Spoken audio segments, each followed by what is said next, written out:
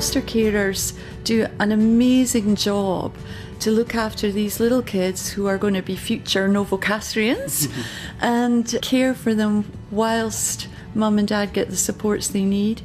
And sometimes the children don't go back to mum and dad, and in that case our foster carers are vitally important in helping us move that child to either a family member in the kinship network around the family or another permanent carer. Kathleen Clark there, manager for Barnardos, Hunter, Central Coast, Crisis and Short-Term Foster Care Service. While the number of children needing foster care has doubled over the last decade, the number of people coming forward to become carers has dropped. You heard Kathleen talk in part 1 about the misconceptions that exist when the public thinks about foster carers.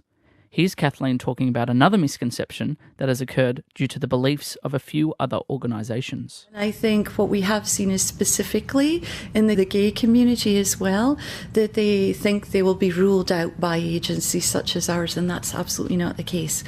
What we're interested in is people who feel that they've got a contribution to make towards a young person, a baby or a child, and that they care about kids, and they're willing to enter into that adventure, which is looking after young children. And it's not just about the adult giving to the child. Children give an amazing amount back, and it's a very enriching experience, but also quite a challenging one. There are local same-sex couples that have taken on the challenge of being carers for vulnerable children and have come across rejection due to their relationship status, like Gail from the Central Coast. There's a lot of agencies don't employ same-sex couples because of their religious beliefs or whatever. I even applied for work in the disability sector with some of these agencies to get my foot in the door. And the minute you mentioned same-sex couple, it was, nah, thank you, see you later, kind of thing. But Barnardos were the first people that we ever met, all the workers there, that accepted us for what we are and realised that we really wanted to have permanent kids and to help many more if we could. We just got knockbacks and knockbacks, and we actually thought, oh God, I can't go through with this, just this. It made you feel sort of worthless and not normal, But Barnardos, fantastic, absolutely fantastic. And as I say, over 10 years later, we're still with them, helping out. The love of children has played an important part in Gail and her partner's relationship over the years, even bringing them together in the first place. My partner and I travelled a lot. We actually met in Romania, being aid workers there in an orphanage. So it was children that brought us together, the love of children. Obviously, my partner's Australian, and that's why I ended up here.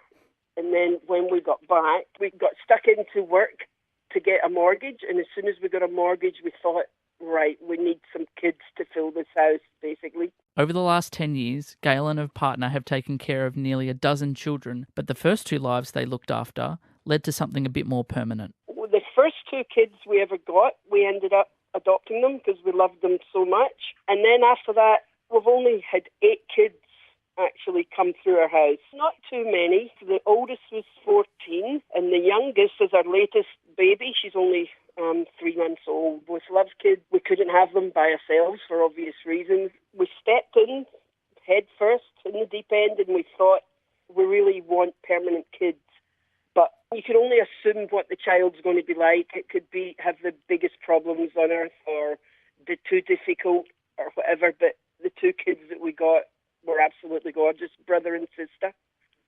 And we thought, well, they're really gorgeous. They were only young. They were only 19 months old. And we went through the adoption process, which was pretty stressful, actually. I don't think we'd ever do it again. And then we still had that need to help other kids, to give them a good start in life. So that's what we're doing at the moment. The 2 children Gail and her partner adopted are now part of a family that has children coming in and out of their lives for varying periods of time. But Gail has been upfront to the children about foster care and how they ended up in her life. We waited till they were older. I think they were 7 and 8 when we had the big, you were fostered and adopted talk. And then, explained about some kids have two mums or two dads, or a mum and a dad each, and this is what you've got. And we took them to meet other couples, two dads and two mums, and we've explained to them that it was exactly the same for them when they were little, and that they admire that. They'll tell you openly, "Oh, we were adopted and we grew in your heart and not in your tummy." And my son's so open; he tells everybody, straight out, "I've got 3 mums, 2 that adopted me and 1 that I grew in her tummy." And people just smile. Oh God, here he goes. he can't help himself.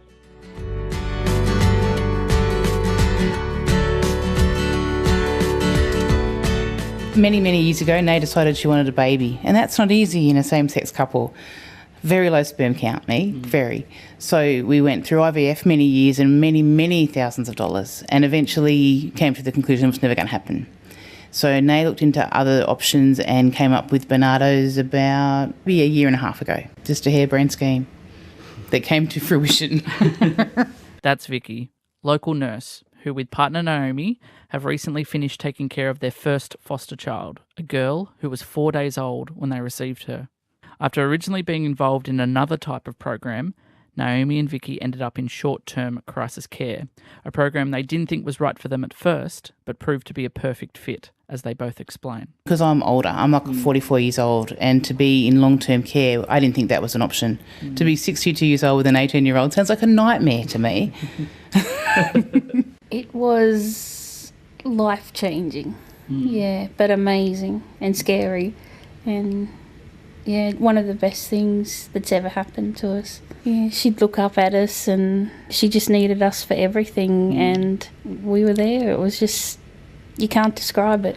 After taking care of the baby girl for around 3 months, Naomi and Vicky passed the child on to another carer.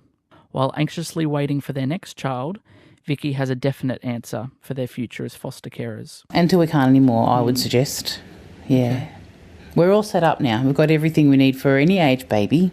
Just bring them in, wheel them in, put them on their doorstep.